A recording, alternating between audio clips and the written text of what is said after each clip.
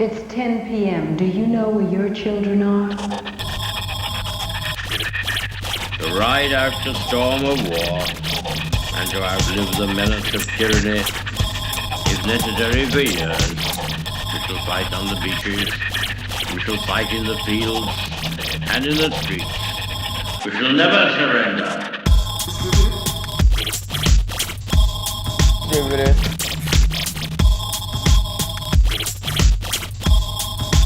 Distributors that serve. People talking about porn stars and stuff, and it's like I was like, I don't know who you're talking about. It's like, what, you don't watch porn? No. Yeah. I think it's weird watching people fuck. Like, don't get me wrong, it sounds condescending, but I can see what people get out of it. It's just that's always been kind of strange to me, you know? I'll be honest, porn was like my thing for a while, and I don't know. I think I started watching it at a young age, and honestly, I feel like it influenced my views on sexuality, if that makes sense, and which I'm sure, there's plenty of research on it. And so recently, something I've been trying to focus on is not even like, you ever heard of the NoFap thing? Oh, yeah. It's so kind of that in its own sense. You know that NoFap was the thing way before Reddit even existed, right? I believe it. I can see the benefits of it. I mean, it's like it's supposed. They say it helps everything in your life, but I don't know. I mean, I don't know about all that, but you gotta take it with a grain of salt, because the NoFap community, they're like a cult, man. Yeah, it's it goes back to that tribalism with the Sebastian Younger book. Like, people choose a team and they're stuck on that team, and that's you can see it, especially with something like that. I feel like. See, I don't believe in necessarily addiction as far as porn and gambling and stuff like that go, because yes, it's creating a serotonin release in your brain, and that activates your brain's reward center that you're doing something right, and it makes you feel good. But there's not actual chemicals being added into the process that basically make you addicted to those chemicals, like a drug, like narcotics and stuff like that. Yeah, I think that it's poor impulse control. And now, when I say poor impulse control, I'm not saying that like, oh, I just think other people are weak. I think that bad impulse, I think that can be just as hard to break as addiction. But I think it's kind of dangerous to compare the two, like put them in the same league. I would say it's a mental addiction more than any sort of physical. Obviously, unless you're on heroin or something like that, I mean, that's a physical addiction. Your body actually goes through shit when you try to get off of it. Mental dependence juxtaposed with chemical dependence. Right. And so that serotonin and dopamine release that those pleasures give to you, like going back to what I was talking about earlier with personal growth, like I'm at a point where I'm starting to realize I'm living my life a little too comfortably. Like anything, my job allows me that, if I want to go out tonight and grab any food I want or whatever like that, I can do it. And so it's like living uncomfortably, I feel like, is how you develop as a full person. You know what I'm saying? Mm. And that's just something I'm kind of trying to focus on recently. And one thing that the person that shall remain unnamed, since we're actually recording at this point, we talk about a lot, is he takes cold showers. Mr. Friend of mine that I was talking about earlier. That is old school. He takes cold showers, and he's like, for multiple reasons. He says, and I've never done any research into it, but he's told me that there's like actual medical benefits to it, as well as the mental benefits of embracing the suck, so to speak. Yeah. And so that's just one aspect of well, I know they say it's, of course you can do it, but it's not healthy to do it all the time, drinking like frigid, like really cold water. And of course that when it's really hot out, that's what quenches you, but that's actually a lot for your body to process. Cold water is? Yeah. Huh. I don't know enough about it to say it's like shock or anything like that, but I've read a couple of things about it, and I've heard people talk about it. It's like cold water is more energy for your body to process, and at the same time, with your internal body temperature being what it is, water that's like 20 or 30 degrees that's a bit much for your body to deal with. That makes sense. It's not like something you're going to notice. It's just it can have a little bit of an adverse effect. When you think about it, your stomach's nothing but fucking bacteria. Yeah. So. literally fucking bacteria. It's bacteria that continuously, spawns itself and regenerates. So do you know anything about probiotics? Very, very little. I know about prions and stuff like that. But, yeah. I'm no expert, but something I've heard a lot about is what you're just talking about your gut biome, like all those bacteria and stuff in it. Like if you can make those healthy, it apparently affects your whole life. Like it'll make everything kind of go in sync a little bit. And so that's something It's virtually the same bacteria that's in dairy. In your stomach. Yeah, they're very similar. That's why a lot of people say that we haven't evolved enough to properly process dairy. Mm-hmm. It's because the bacteria are such similar in culture that, which I mean, people say that they go lactose free and they feel so much better, and I can believe it. But I love cheese. Hell yeah, I'm with you on that. Not a lot of dairy I like, but man, like cottage cheese or just cooking with cheese, I love that shit. I'm not even a big milk drinker anymore, but. I can't sit here and act like I'm some paragon of health or anything like that, but I do know over the last, since the first start of the new year, I've been trying to be a little more healthy and like eating right and trying to regulate what goes in my body has really, I've seen the benefits of it. Cognitively and just like my energy levels and stuff like that, I feel a lot better when I go and try and eat right, Yeah, I mean that's kind of every once in a while I'll eat fast food, but I'm not big on it just because it makes me feel like crap. I had Bojangles last Thursday for breakfast, and it was delicious, and I was on the toilet like an hour later. Right. But like I don't know, probably about a year ago now, I completely quit caffeine. Okay. And I needed coffee, or if I couldn't get coffee, like a Monster or something like that. Uh-huh. But I quit drinking soda several years ago. I've had a couple of root beers just because root beer is awesome. Yeah. I found out recently too. Apparently, I'm in the minority. Most people hate root beer. I like root beer. I'm with you on that. Every little while, like a few times a year, I'll make an exception for a root beer. But aside from that, I haven't actually had. I haven't had a Coca-Cola in probably 4 or 5 years now, because it was not long after I got out of the military I completely quit that. But yeah, I mean, I've definitely over the last several years eaten very healthy, and I tell myself, you feel a lot better because you're I guess it's kind of a keto diet is what I've been on for several years now, just because that's what I like eating. I don't like a lot of carbs, and there's a lot of scientific research is coming out now that says carbs make you more depressed or prone to anxiety. And funnily enough, I got diagnosed with a panic disorder at the end of last summer. So I'd like to stave that off as much as possible without having to be on medication for it. Well, that was actually one thing I heard on that the Joe Rogan Experience podcast with Jordan Peterson today that I listened to. Is he was talking about he had all these, like, he had an autoimmune disease that they couldn't figure out what it was exactly, and he basically, like, his daughter had it as well. And Joe Rogan did? No, Jordan Peterson did.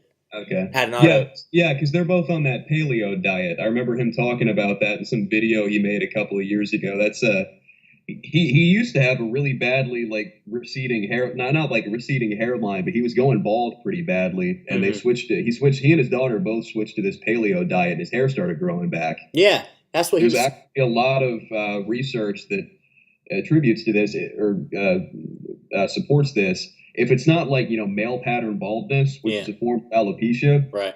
If it's like patchy baldness, like if you're losing hair off your crown or the sides, typically that is tied to some type of autoimmune disorder, because that's your body's first response to, its immunities being decreased at sharp rates, is just start shedding hair randomly. Now, can you explain what an autoimmune disorder is? I know kind of the concept of it, but I don't really know what they are.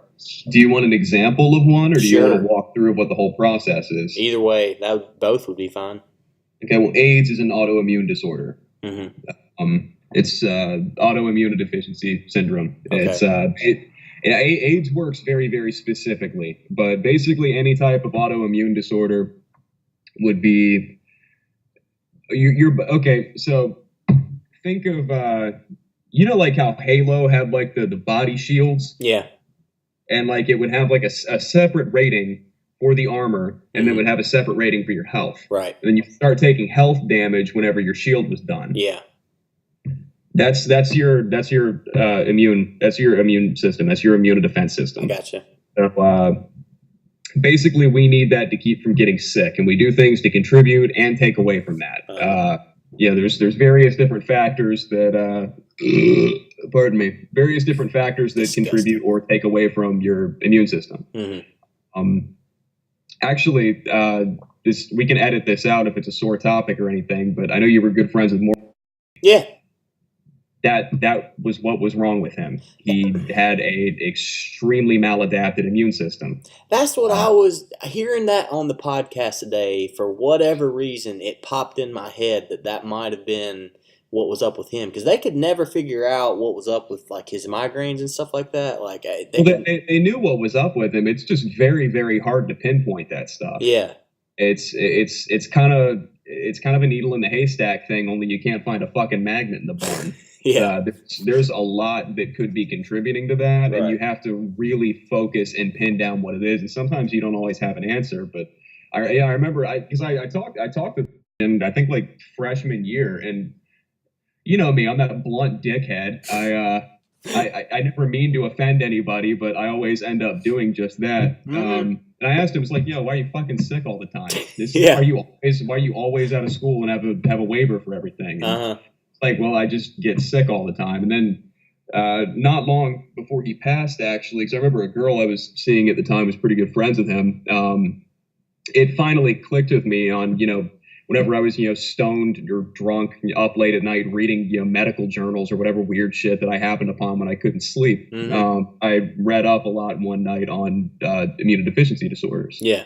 And that made a lot of sense with what had been going on with him. And that's exactly. Go ahead. It's a miracle he lived as long as he did. Yeah.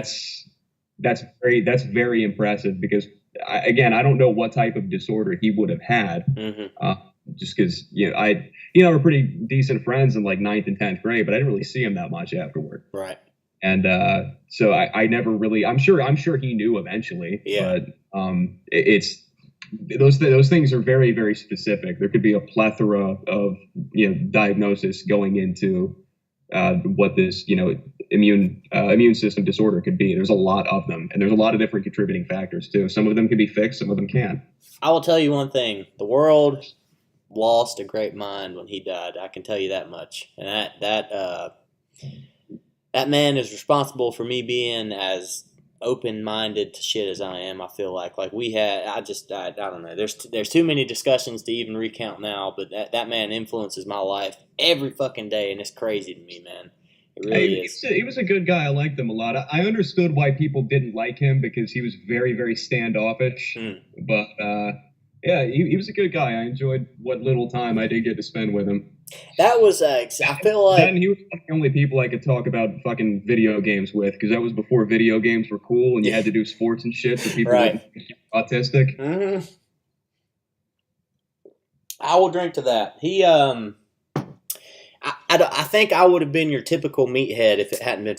Because, we were both very nerdy in elementary school, and we got each other, and it was just like, I don't know, I could sit down and have a conversation with him that I still yearn for to this day, because it's like, it was just so in depth, man. He was a good cat. Cheers. Okay. It's kind of funny. The whole idea of a podcast, I kind of attribute back to him. When we were kids, we'd sit at his house, and he like, before podcasts were even a thing, we were listening and talking about doing a podcast, and it was like before podcast ever became a thing. We were sitting. I remember one specific time, me, him, and were sitting. It was like his little sitting area. I just saw it not too long ago. How's he doing? Last I saw him, he had broken his leg, and he had moved back to Asheboro for a little bit, but he's living back in Wilmington now. Okay. Yeah, he's one, aside him and I are like the only two people. Again, we're going to be editing a lot of names out for this first few minutes, but they're actually cuts my hair, but oh shit, okay. She manages the supercuts here. But anyways, yeah, they're the only two people I know from back in Ashboro that live around here. Is Dane's Rebecca doing like film studies or something at UNCW? Is living over there still? I didn't know she lived here. I don't know. I stopped talking to her a long time ago. I know she was last time I went down. Before me and you, last time I was down, I came over and ate with you. She. Oh yeah, when I cooked that bomb at my world famous potato salad. World famous potato salad, brother. I hadn't forgotten it. Maybe one day I'll give you the recipe. Hell yeah. But yeah, we hung out. Actually, it was when my sister got married. I went over and hung out with her. It was like, I just thought of this for whatever reason. I think she lived maybe in your apartment complex. I may be wrong. I don't know. But anyways. As far as I know, only just fucking old people live on my side of the apartment complex. Like it's split into two parking lots. Yeah. One of them is like party central, and then like college kids and shit. And then my parking lot that's the northern, or I'm sorry, like southeastern side of it is party kids, and then my side of the apartment complex is me and a bunch of old people.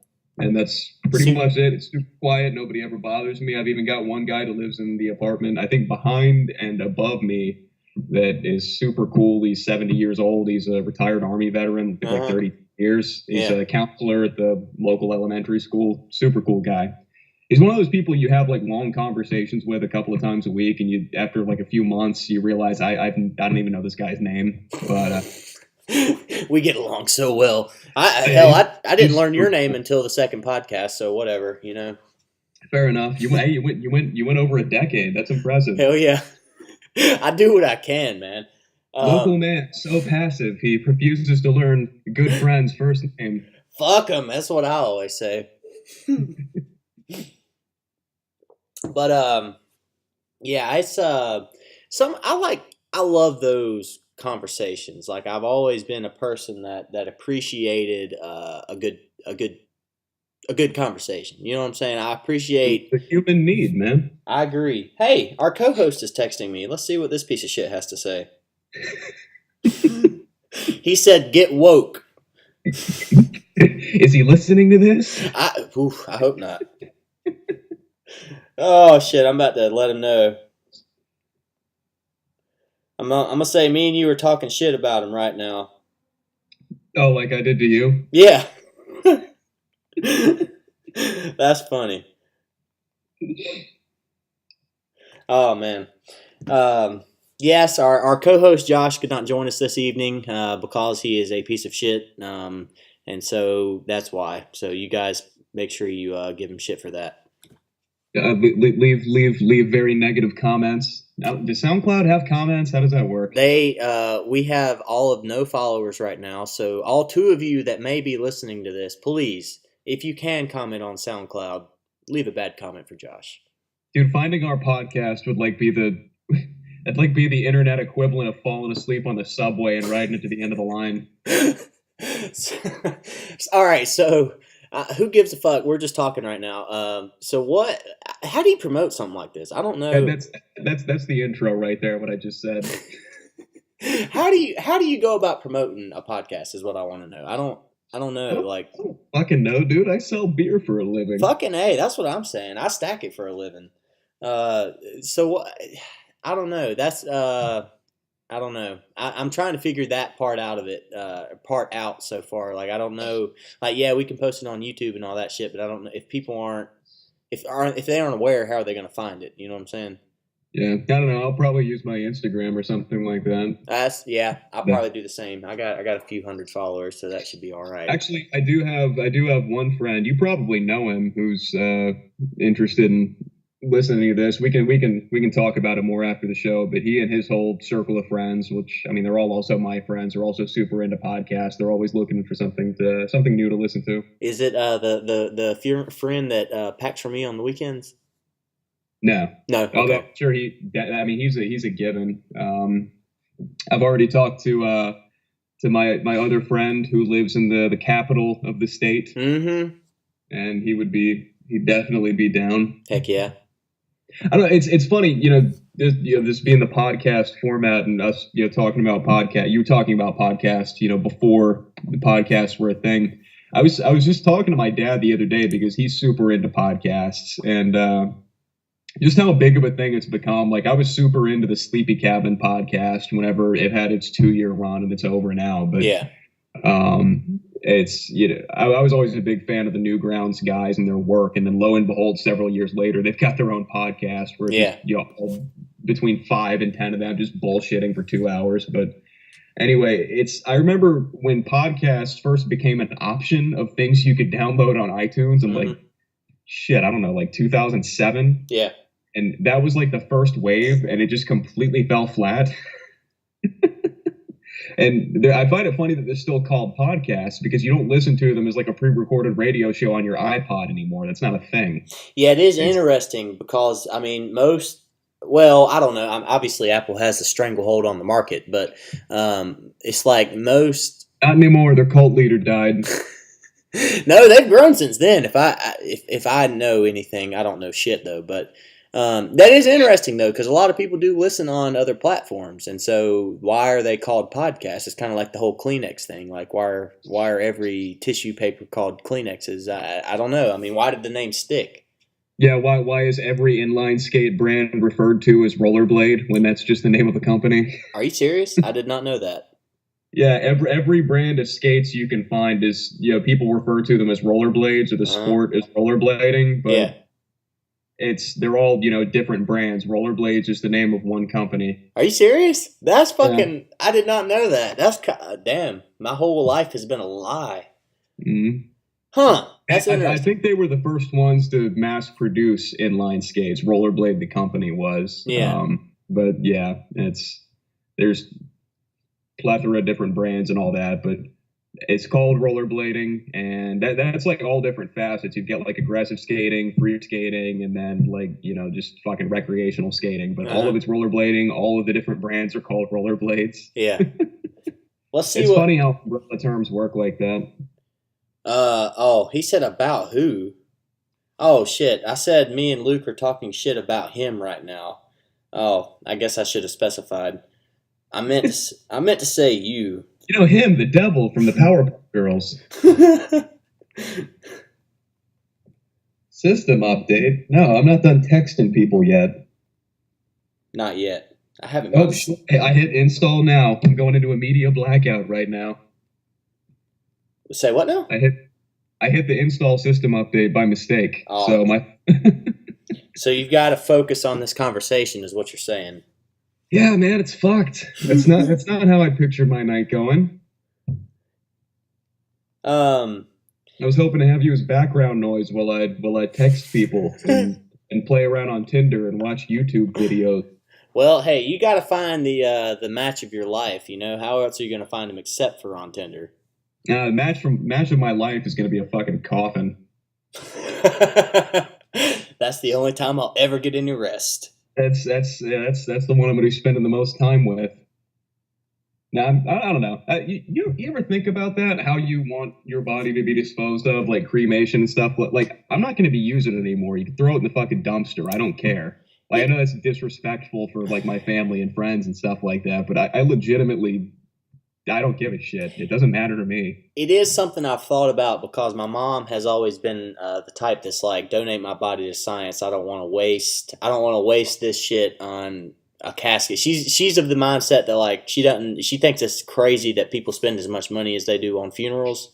And so, but that has always been her mindset as long as I've lived. And so, yeah, I have actually thought about that a lot. And I mean, I'm an organ donor, so if they can get anything out of me, by all means. But at the same time, whatever's left is just going to be the deli floor scrapings. Just put it in the dumpster. I'm not going to be using it for anything. A husk of everything that was Luke. Yeah, I mean, I feel like funerals and all that shit is not, obviously you're dead, so you could give a fuck, but it's like, I feel like that's not for you. You know what I'm saying? It's more for the people around you to gain closure on your death or whatever.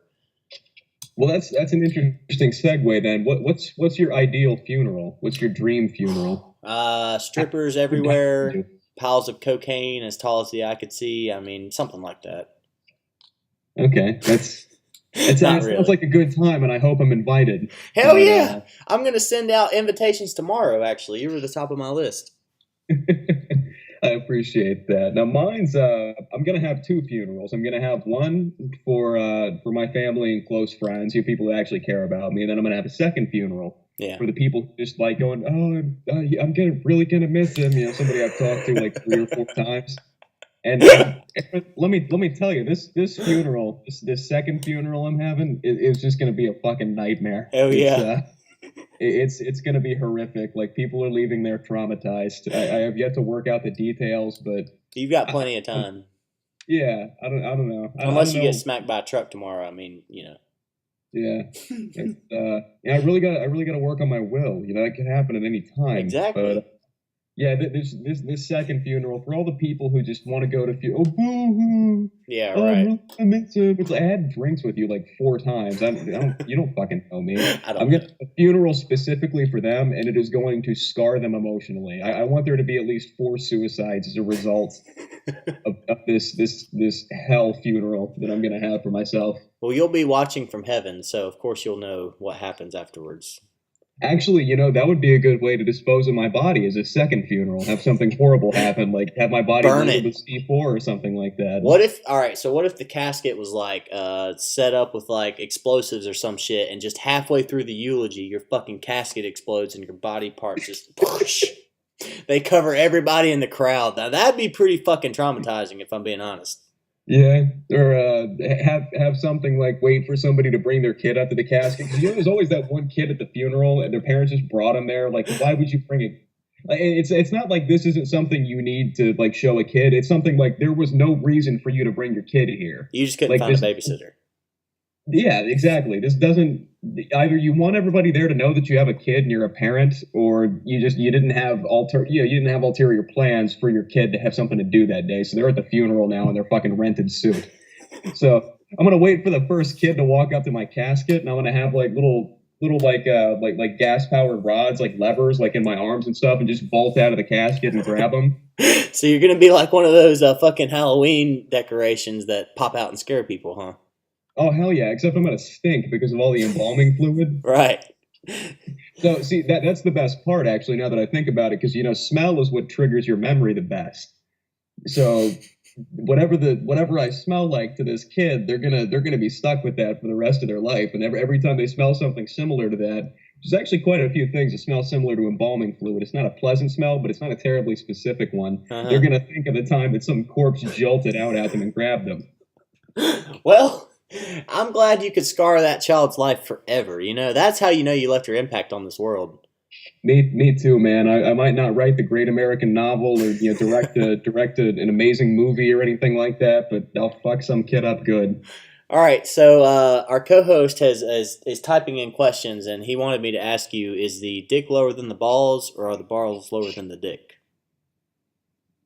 I guess it depends on how quick you zip your pants up. Oh, that's a good answer. Let me see. You can't say that on the radio. Fuck the radio. We don't need no sponsors in this bitch. Except for Onnit and tax, I don't know. What's that stamp shit? The fucking, you know what I'm talking about? Wonderful that you can buy at Walmart. Yeah. We sell them in our store. Our lovely brand sponsor, Walmart. We do anything for Walmart. Exporting labor and cheaply made products with a middle finger and a smile. I mean, if you can't take advantage of Chinese workers, I don't want to live in this world anymore, honestly. Dude, Sam Walton's butt fucking himself in his grave. They sell. Is that a thing people say? I feel like I might have just coined something new. Like, I know spinning in your grave, rolling in your grave. I want to start butt fucking yourself in your grave. I want to put it on a t-shirt. Hey, go butt fuck yourself in your grenade. I feel like that should be an insult. Like, go butt fuck yourself in your grave. Like, something along those lines. Okay, so I'm going to once again hijack the conversation, but it'll... God, Luke! Hopefully be worth it. Okay, so I had somebody give me the best one-liner shitty thing to say comeback ever. And the worst part of this is I will never meet this guy, ever. Okay, so this was actually a few months ago, so I can't act like it's some fresh thing, but Miller guy on my route. He was actually the team leader for the Miller rep that I kind of work in the same market as. I'd like to call him competition, but he doesn't do his job, so he's not competition. Right. Anyways, the team leader, they'd done a reset, and I had a bunch of stuff in there that I'd ordered before the reset, and they changed something at the last minute, so that stuff wasn't going up there. Mm-hmm. And the store manager of this store, I won't name the chain or the manager because we've already got to do a lot of editing as it is. Right. We've done a lot of name dropping. Make my life a little easier if you could. Yeah, we should. Okay, so Barack Obama. Okay. Okay, so he's talking to the store manager, and the manager says, "Well, Luke's already sent in a bunch of this stuff for the reset. If it's not going to be in the set, then what do we do?" Yeah. And he's like, this guy, the team leader for Miller, says, if he's got a problem with it, then he can meet me on the Gaza Strip 4 years ago." And that's probably the most clever anything I've heard anybody say. And keep in mind, I never met this guy. I haven't talked to him. Yeah. This is relayed to me through my store manager, who's a nice woman, but I know she's not smart enough to come up with something like that. Yeah. And I was like, that's like one of the best things I've ever heard in my entire life. And I do a little bit of research into who this guy is, and he just gets promoted like up to Miller's corporate, so I'm never going to see him again. Damn. I really want to meet this guy because he thinks in a way that's terrible enough to come up with something like that. You have to respect it. Yeah, I was like, I got to meet this cat. I get along with him great, and I never will. It's a damn shame if you ask me. Yeah, meet me on the Gaza Strip 4 years ago. Holy fuck. That's pretty clever. That's funny. So, an interesting segue. The only reason I think of it is because you know who Tom Segura. I segued. You're keeping us on topic. Oh, okay. I'm the bunny trail guy. Do you know who Tom Segura is? Yeah. He's a comedian. Stand-up comic. Yeah. Okay. He's one of my favorites, and he had a special on Netflix recently that's garnered a lot of attention, shall we say, because he made a joke about kids with Down syndrome. He didn't make a joke about kids with Down syndrome. He was making a joke about the word retarded, how you're not able to use the word retarded anymore. And when he wrapped it all up, he said that I think that idea is missing an extra 21st chromosome, or it has an extra 21st chromosome, is what he said. He said, I think, and so the Down syndrome community has taken it as a insult to their sensibilities, so to speak, and these are all people with Down syndrome, right? Well, actually, it's people virtue signaling for people with Down syndrome. I don't think the people with Down syndrome could give a fuck, if I'm being honest, but that's just me being an asshole, probably. But yeah, it's the groups that represent people with Down syndrome have a problem with this, and it's gotten over 60,000 signatures of when I last read, which was 2 days ago. 60,000 signatures asking Netflix to pull his special because it's so offensive or whatever. Well, let me ask you this: these people with Down syndrome that are being represented, did they sign anything to give their consent to be represented by these people?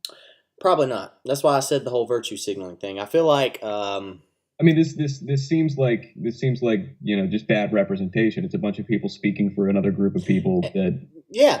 Well, okay. I will say that they feel are weaker than them. Yeah. They stood up for. That's kind of my whole problem with the whole identity politics and like white people enforcing racism laws or whatever. It's like I feel like in my mind those people are actually more racist or not more racist but are racist in a way because they categorize these groups of people as lesser than, in a way, like the protected status. I disagree with protected status because that inherently means the group you're protecting is less than, if that makes sense. Yeah, no, I think it's, I don't know. I think just about everything going on socially, politically, hell, existentially right now within our society is operating on some level of irony that nobody seems to understand. Yeah. And maybe I'm crazy for looking at it this way, but I think it's ironic that you have all of these. Okay, so you've got like your Daily Stormer types, your alt right, your white nationalist people like that, who they're known for going around calling people race traitors, or white people, white people, liberal white people, calling out other white people is more racist than anything. Right. And it's funny, you've got this like Ouroboros of a snake eating its own tail. You really do.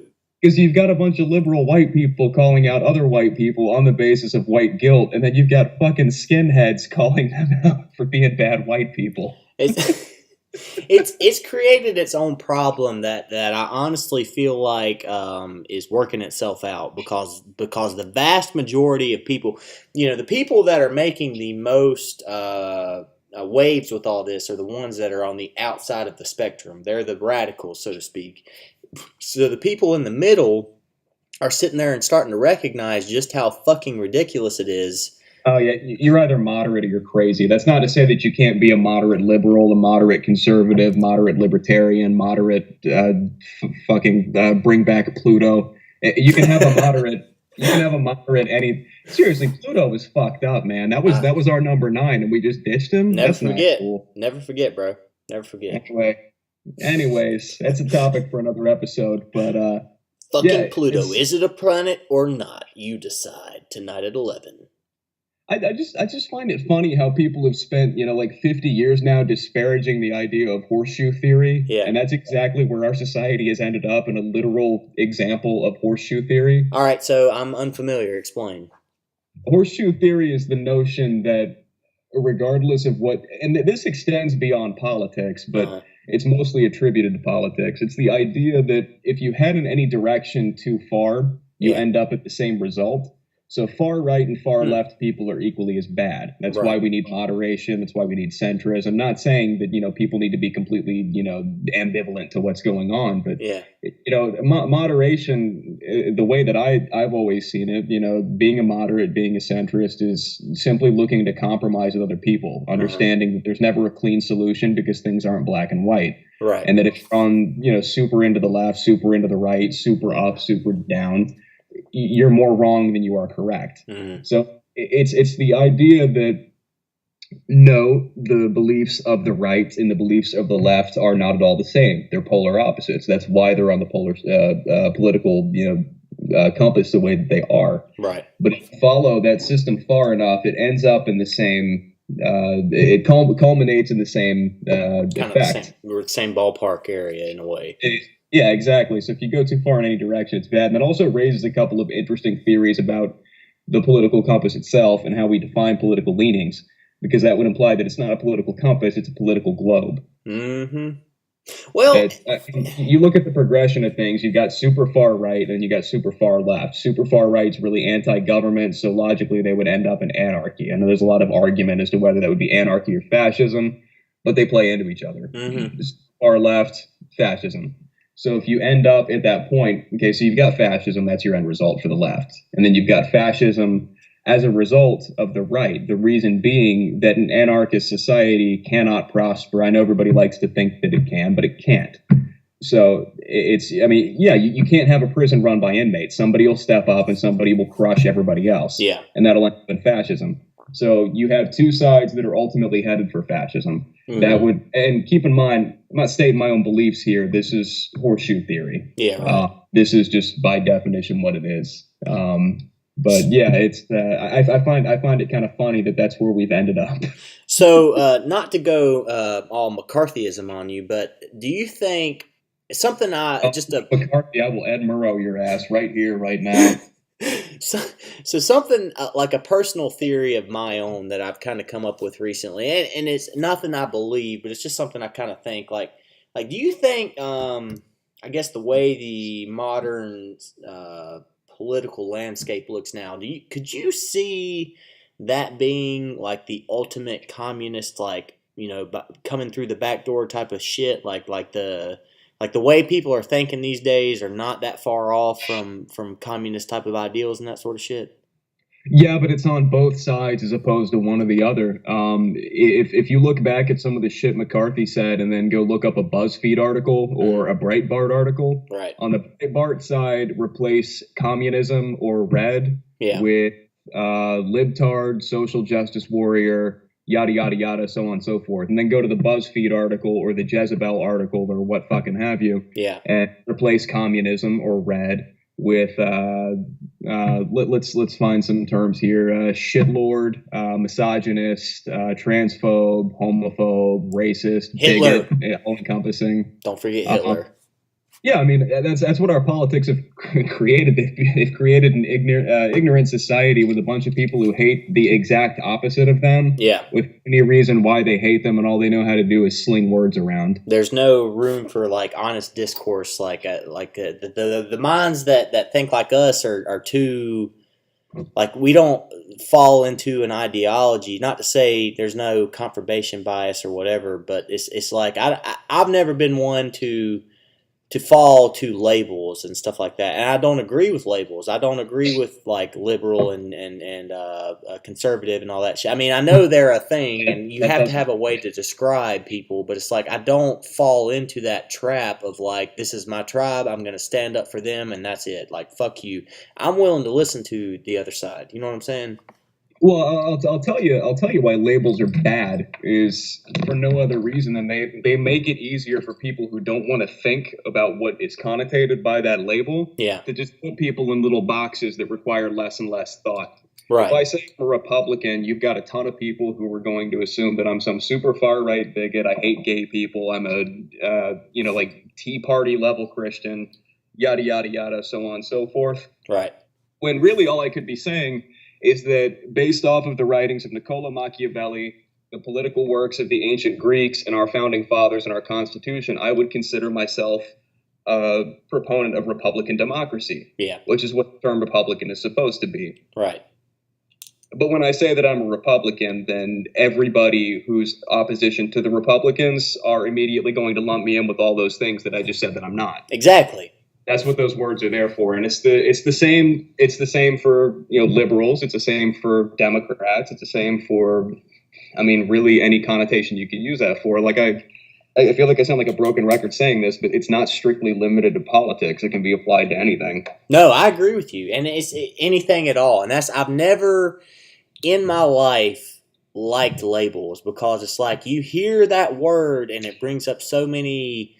Like predisposed ways of thinking about stuff. And so exactly like you were just saying, like you hear conservative, it's automatically you're a bigot and all that other bullshit. And it's like that's not true. That doesn't necessarily ring true for everybody. Yes, there are people on that spectrum within the group, but it's like you can't label everybody just based on a few. And I feel like that's the biggest. Well, it's language pollution. We have language in the capacity that we do now because, I mean, that's how it works. Yeah. Language that we have now works with how our brains work. We're supposed to be able to use labels and to be able to have words that encapsulate, movements, ideas, stuff like that. But we can't use them anyway. We can't use them that way anymore because it's become much, much too broad. Right. It kind of sucks because it's almost like co-opting words and labels. It's almost like it was done on purpose to fuck with how we think about things. Dude, and I'm a conspiracy guy. I like conspiracy theories, though I don't. I know you do, buddy. But it's almost like too perfect. You know how it all worked out. Like everybody's on a side now and all that bullshit. And it's because of those words, like you were just saying. I mean, it's because words are attached to these ideas so strongly. I just plugged my headphones in. That didn't dick anything up, did it? No, you're good. As far as I know. Okay. Yeah, you're good. But it's just those words have come to define so much. And it's like, that's the problem in my mind, is you're automatically labeling people and putting them in a box just based on a fucking word. And I don't agree with that at all. Well, it's happening because it's easy. Yeah, that's true. It's much easier to do. It's easier to write things off, to write people off, than it is to actually get into the specifics of anything. And that's what we were talking about earlier with things not being black and white. there's a gray area and there's a whole color spectrum to contend with. There's a lot of things that go into everything, and it's like we've almost regressed in simplifying that. Well, and I can kind of relate that back to the classical argument of like, if you're stealing bread to feed your family versus stealing bread just because, oh, what the hell, Luke? I'm sorry, what were you saying? No, so if you're stealing bread to feed your family versus stealing bread just because you like bread, like, is there a difference in the morality of that whole thing? And I feel like it kind of harkens back to that in a way. Mm. Well, the issue coming up in the first place shows that it's not that simple to solve. Mm-hmm. But our society is based around simplicity. It's based around being able to quickly label something and then forget it. Like it's almost like our entire society is based around taking the easy route, and that's not the way to, I get ahead. I work with an iPad all day. Yeah. I mean, exactly. And it's like, I don't. Is that inherently good or bad? I don't know. I mean, does it help or hurt us? I mean, is it part of our natural progression as a society? I don't know, but it's like I feel like right now we're maybe in the growing pain stage of that type of thing. Look, I'll tell you, all I know is that I was just looking at my little, you got that tiny little image of your own webcam in the corner on Skype. Right. I'm looking at mine, and I'm sitting in like almost perfect darkness with my beard, and it looks like one of those like videos Al Qaeda used to send out. I'm glad you put that into words, because I was sitting here trying to figure out, because all I see is the reflection of the screen off of your glasses, and it's like these are my demands. Have you seen Blade Runner, the new Blade Runner? Yeah, I didn't like it. I was a fan just because I like those concept of movies, but you kind of remind me. I will say it is the most beautiful looking movie I've ever seen. The cinematography was amazing. All right, but I feel like the entire plot of 2049 is the whole reason that the ending of the first Blade Runner had significance in the first place. I've never seen the first one, so I can't. I'm only based. I know. As a movie lover, I feel. Dude, Harrison Ford, really? I know. Look, man. Watching that's that the made ultimate me science fiction flick. It's based off a Philip K. Dick novel, and you haven't seen it. I love science fiction and I love movies. So as one of those people, I feel bad saying that, but I haven't seen it. And watching this one made me want to see it because it kind of made me think like, man, there's a whole section of science fiction I'm missing out on almost. Like, I don't know. I love that kind of shit like that. Yeah, definitely read Philip K. Dick stuff. I don't like using the phrase ahead of their time, but he definitely pioneered a lot of stuff that's used very heavily in sci-fi nowadays. All right, hold that thought. I've got to piss really bad. I'll be right back. Okay. Bye-bye. We'll edit this part out. No, keep it in.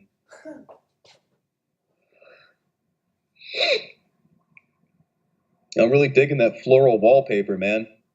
Thank you. It's my sister's room. Moving on up, I see. Yes, sir. I got out of the dungeon finally. That chair that you're sitting in is exactly the same chair that my parents used in their kitchen when we were growing up, like same color and everything. It's like we're living the same life, Luke. Yeah. Getting really nostalgic over here. Whew. All right. I'm not sure how much of that got picked up by the recording, but whatever. Fuck you guys. I didn't hear anything, man. We're not here for y'all. We're here for us.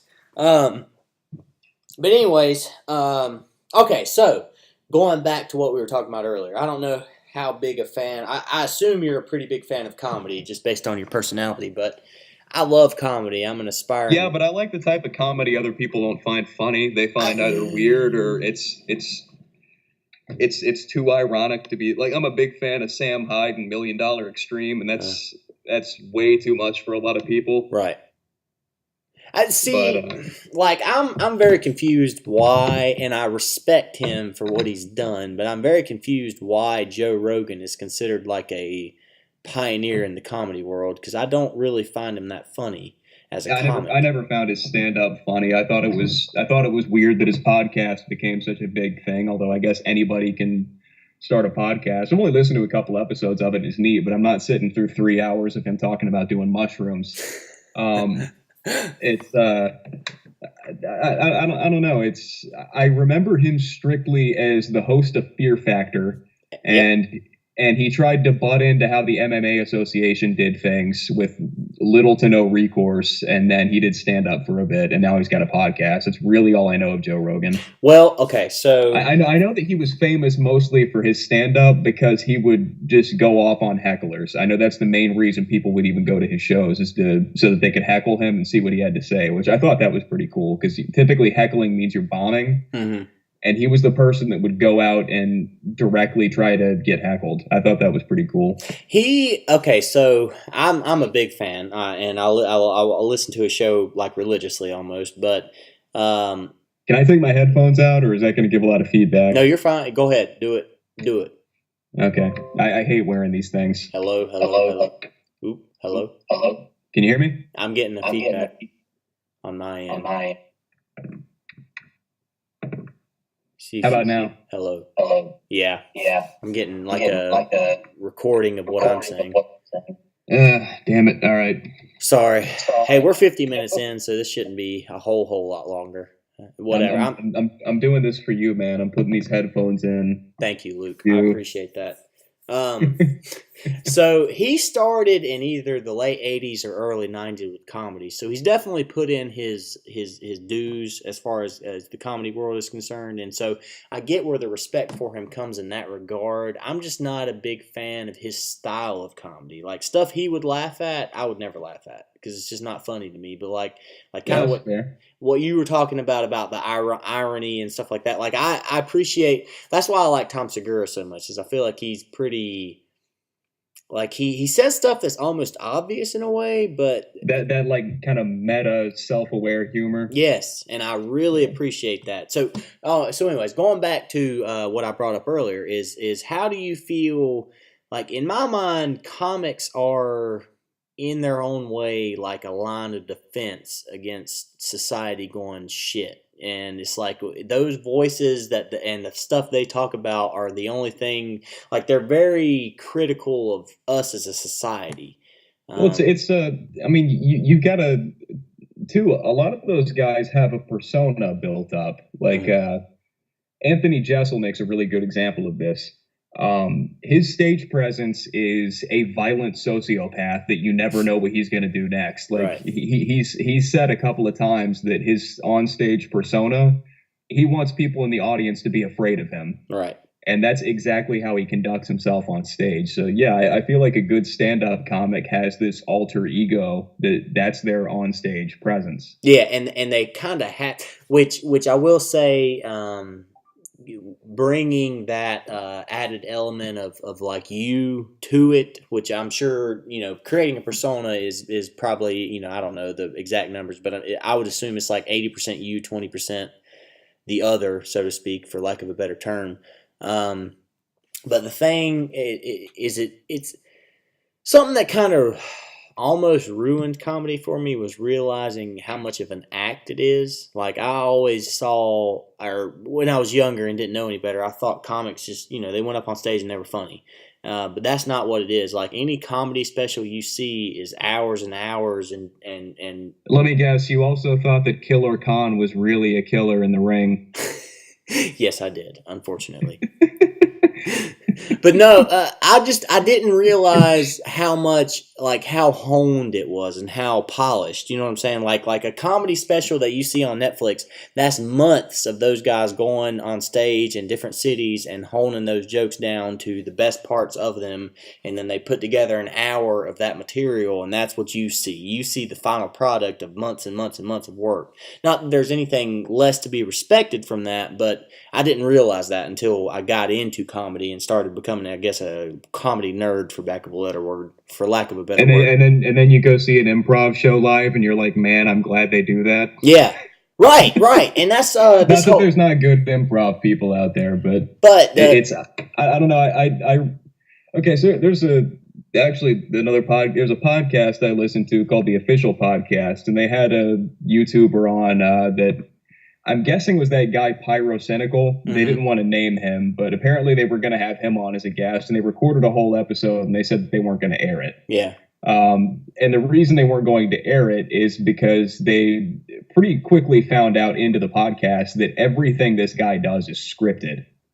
Like, he's not funny of his own volition. He spends whoever knows how long to make his videos on YouTube funny. Which, you know, not to take anything away from him. If you can, I don't really know anything about him, but if you know, you can make your content you put out online funny by all means. But it's kind of like when you're caught on the spot like that and you just can't do it. That's the great divide. I feel like somebody who's good at comedy, or really somebody who's good at anything, should be able to do things both on the spot and also creatively with plenty of time to plan. Yeah, right. I feel like that's the good balance of artistry. Well, and that's what, you know, me getting into the comedy world over the last year, I listen to a lot of comics podcasts, and that's something I've come to realize. I mean, these are funny people, like, no doubt about it. They're funny people. And so, like for instance, I'm looking forward to Tom Segura is supposed to be on Joe's podcast tomorrow, and I'm really looking forward to it because they're going to be talking about this whole issue of like selective outrage and all that other stuff. And so they are funny people, but it was a little jarring to me just to realize how much of it was an act, so it's like a polished material. Like right. I'll give you an example. Well, I mean, you think these guys have to be on tour for months on end, you know, with the same exact material. They've got to make sure they have it honed. Right, exactly. And that's, you know, any performance art, I get that. But an example. I forgot my wine in the other room. Damn it. I'll be right back. All right, go ahead.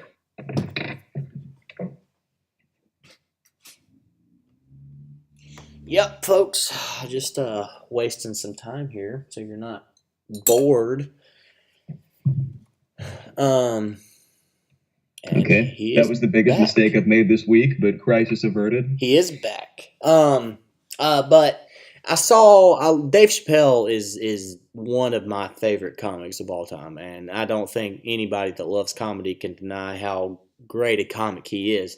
But I saw a bit he did on The Tonight Show, probably, I don't know exactly what year, but it was probably 94, 95, somewhere in that area. He was young, before Chappelle's Show was ever a thing, and he became a household name.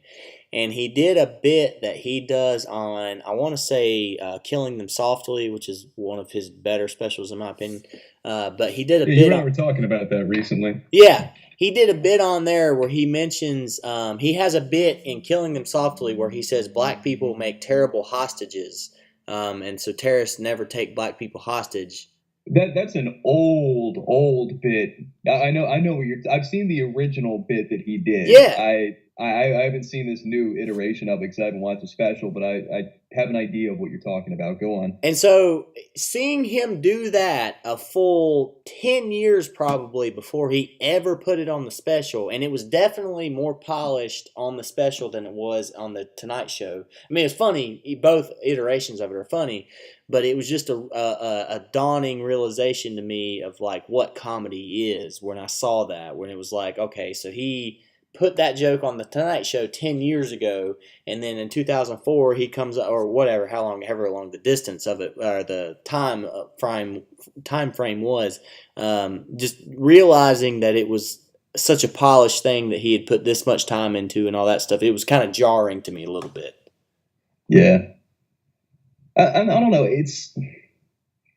See, I've got kind of conflicting opinions about stuff like that. Like I've always enjoyed writing. I still do write in my spare time. I don't know.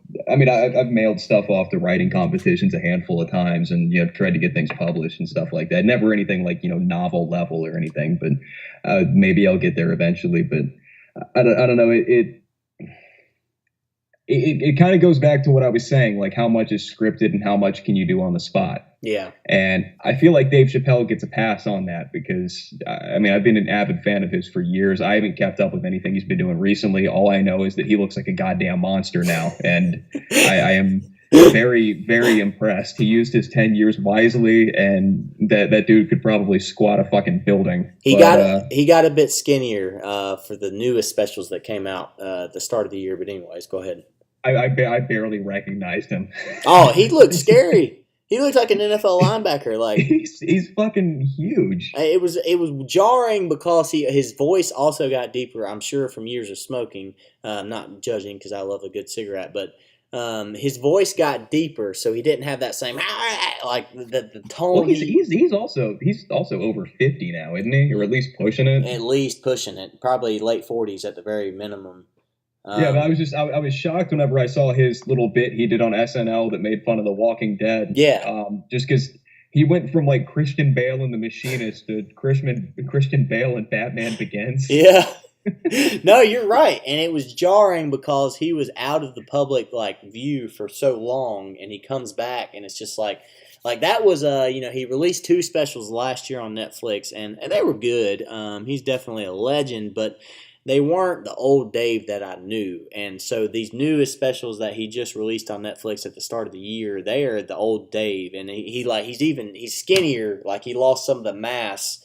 And I almost could...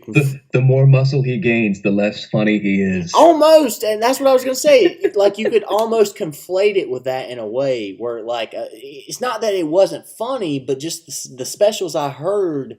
the original, the first 2 he dropped on Netflix, they weren't the same Dave, and these last 2 were the old Dave in a way, like a more improved Dave. Like it was just that's an interesting way of putting that. I was talking recently with a friend about why I don't like Eminem, and it was basically what I said was that I liked the Marshall Mathers LP. Yeah. But he's never really done anything different. I mean, you looked out like the Marshall Mathers LP too, or stuff he's done in like the last as recent as 2 or 3 years. Yeah, he still does the same shit. Right. It's kind of grimy, Midwestern overproduced beats. Yeah. You're using the word faggot pejoratively well into 2016, 2015, what have you. Yeah. The whole crazy white boy stage persona. I feel like to be an artist, you have to change with the times. If you're going to continue in the direction you're going, you have to constantly improve on that. Yeah. And if you can't improve on that, you have to go in a different direction. Right. And I'm no music critic. I played the clarinet, the saxophone, and the fucking bassoon in middle school band. I'm no musician. I'm not challenging anybody to a freestyle battle anytime soon.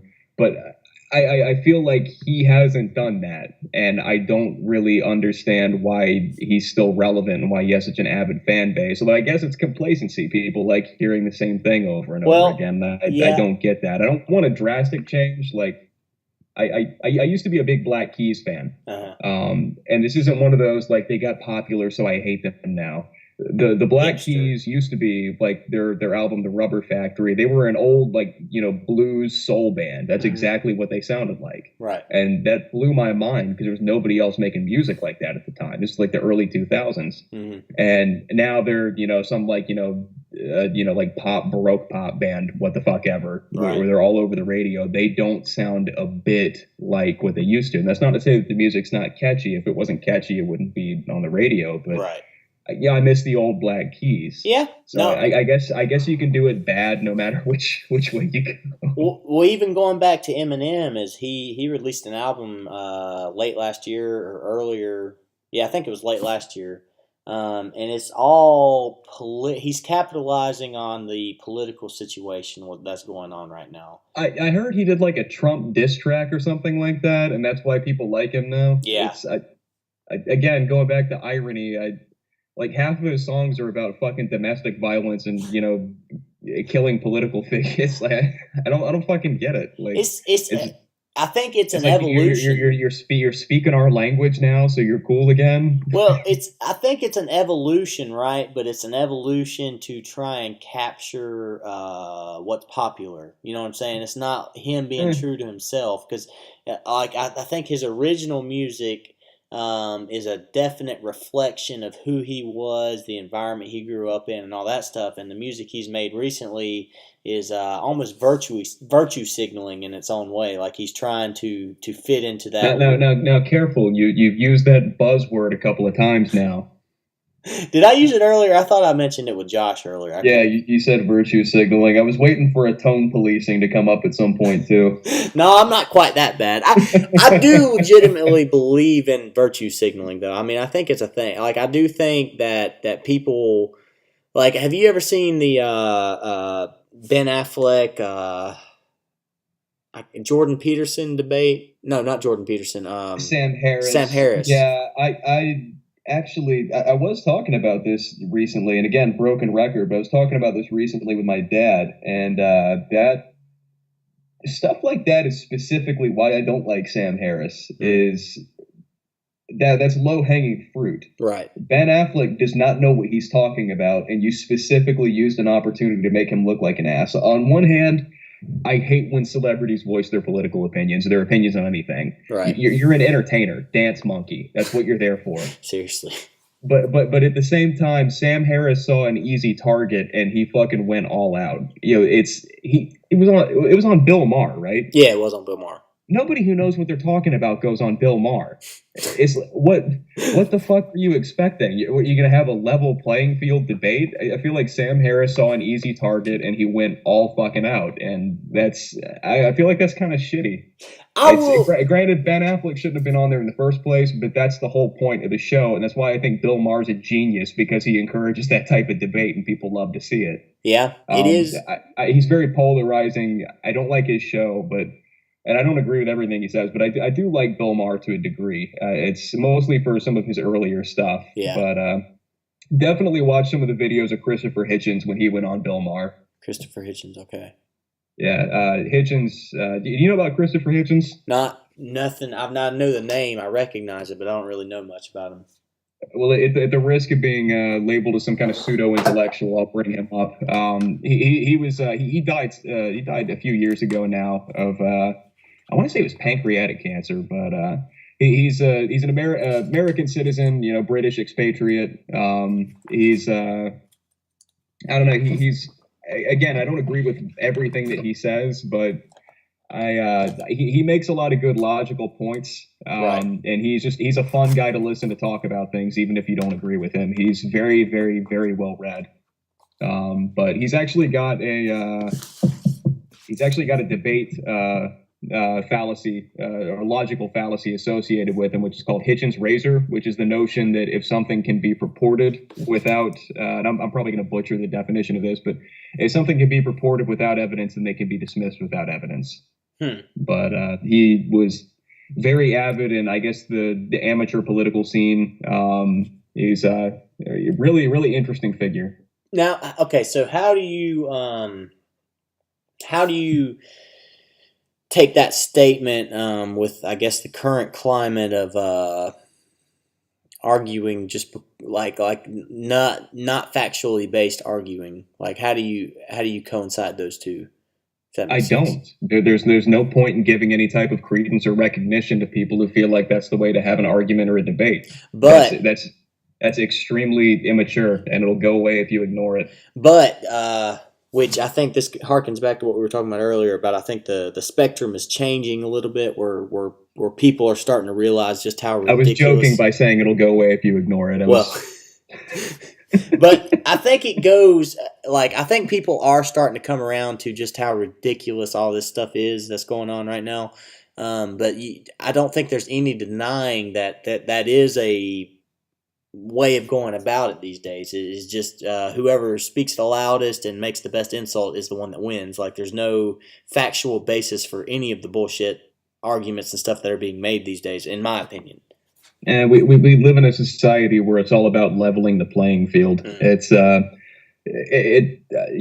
no nihilist or anything, but I do legitimately believe that as a whole, human life has very little value. Right. But that placing value on the opinions or what other people have to say, I think that it is limited.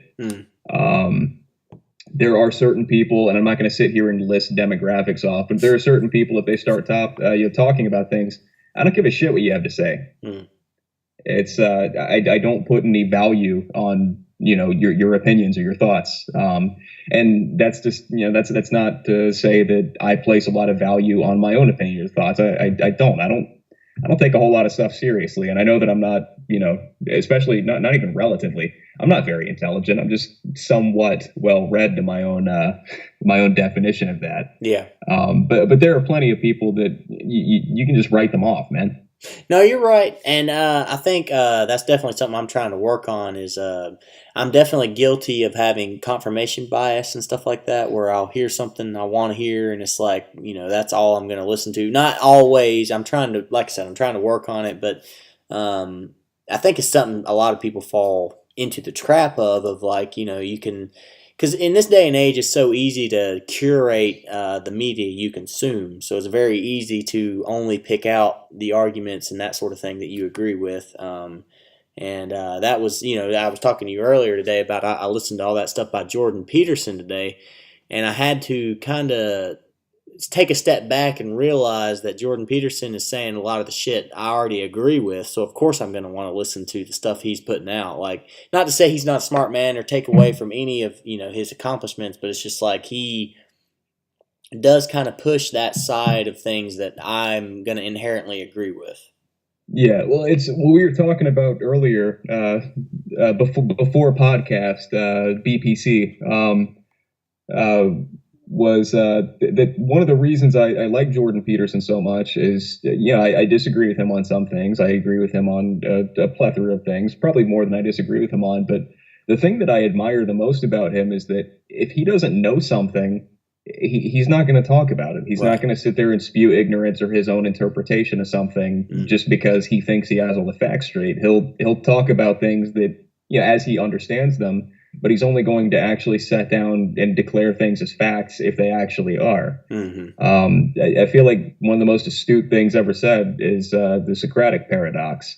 And that's a quote that it's from Plato. He probably didn't say it, but Plato gave an account of Socrates.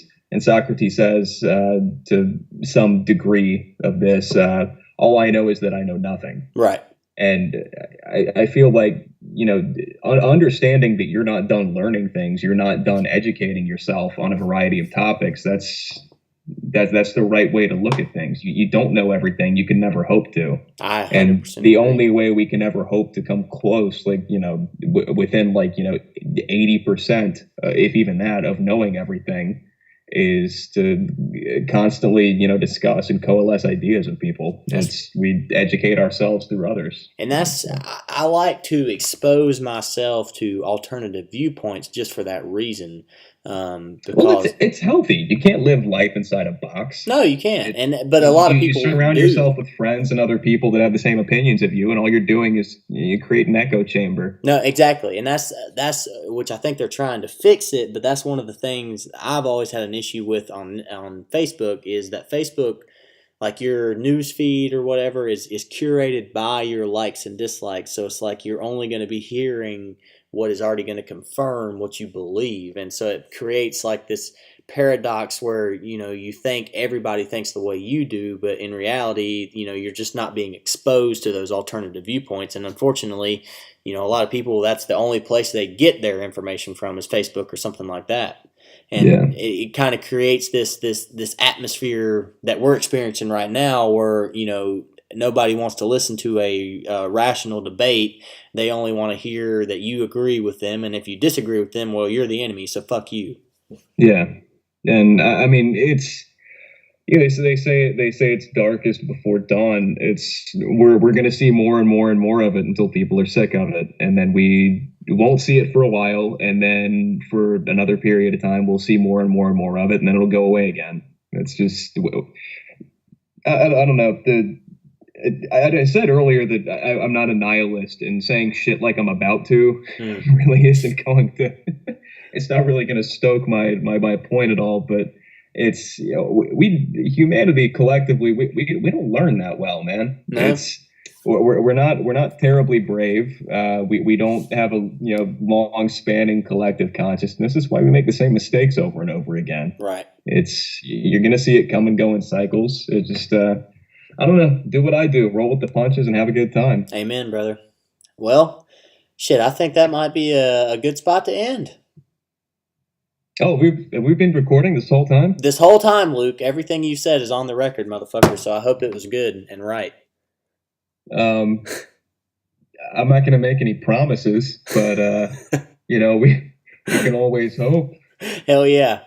Well, yeah, I think that's a good place to end. So, folks, thanks for tuning in. If you did tune in, if not, fuck you, basically. Yeah, get fucked if you're not listening to the Distributors podcast, the finest podcast in all podcasts. The finest podcast made on Aaron's computer. Amen, brother. Hey, we do what we can. All right, guys, take it easy.